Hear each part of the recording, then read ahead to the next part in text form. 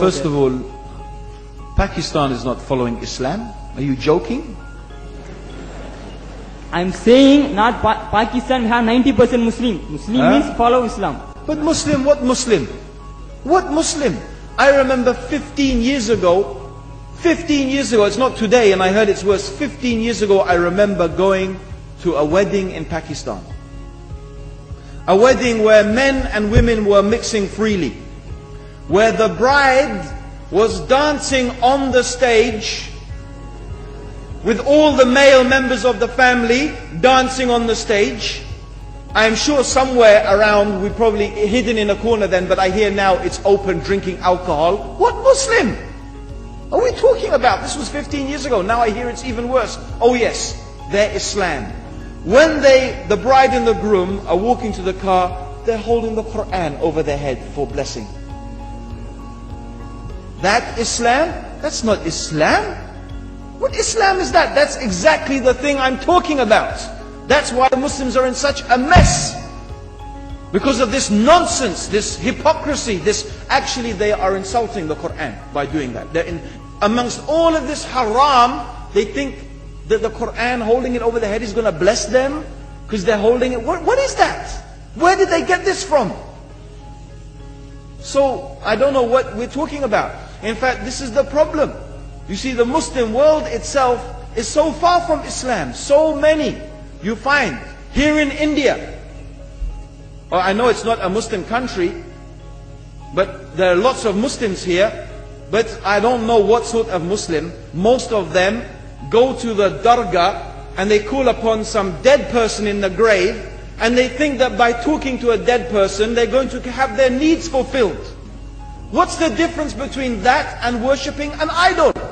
There's no difference, believe me. It's shirk. I've seen it myself with my own eyes. I'm praying in the masjid, the adhan goes, the people are praying in the masjid, and the people in the dargah are not coming to the mosque to pray. They're still going around the dargah and making all their whatever the things they do. What's that? That's not Islam. You go to many countries, you find Pakistan, you want to see Islam in Pakistan. You know, in England, in every street corner we have a pub. You know what's a pub? You know what's a pub? Like a bar, you know, a place where you sit and drink alcohol. Yeah? Yes? In Pakistan, believe me, they have something worse than that. Yes, worse. On every street they have a picture of a palm. Everywhere you see it, hanging from the windows. They have the picture of a palm. What's that advertising? Something worse than drinking alcohol. An invitation to disbelieve in Allah. That they're going to read your hand and tell your fortune. Shirk. It's shirk. Whoever believed, the Prophet said, sallallahu alayhi wasallam, whoever visits a fortune teller out of curiosity, Allah will not accept their prayers for 40 days.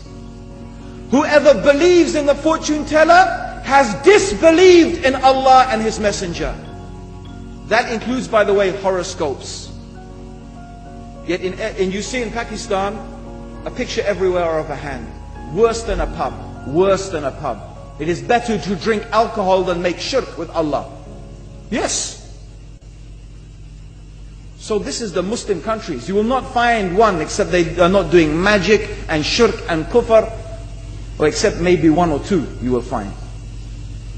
So this is the state of the Muslims. So no wonder we're in the confusion and the chaos. So these are not good examples. And this is really, in fact, the very reason that I'm saying why we are in such a big mess.